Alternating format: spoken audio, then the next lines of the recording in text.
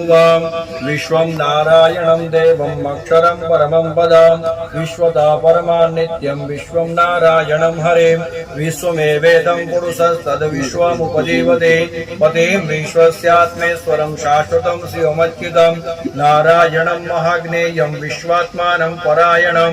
नारायण परो ज्योतिरात्मा नारायण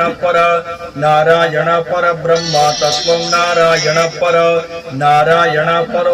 ध्यानं नारायण पर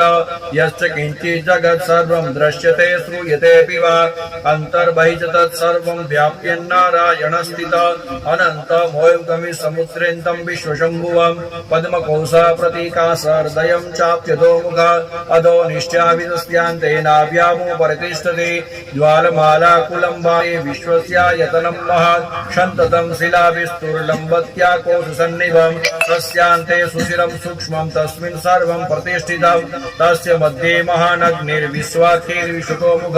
सोग्रभुगि भजन्तिष्ठन्नाहार मजरा कवि तिर्यगुर्ध्वमदसायि रश्मयस्य शुशन्तदा क्षन्तापयति सन्देहं तापद्मापादतलमस्तकं तस्य मध्ये वैंशिखा अणिर्योर्ध्वा व्यवस्थिता नीरदोधमध्यस्तात् विद्युल्लेखे भास्वरात् निवारशुल्कवत्तन्वी पीताभास्वत्यनुपमा तस्याः शिखाया मध्ये परमात्मा व्यवस्थित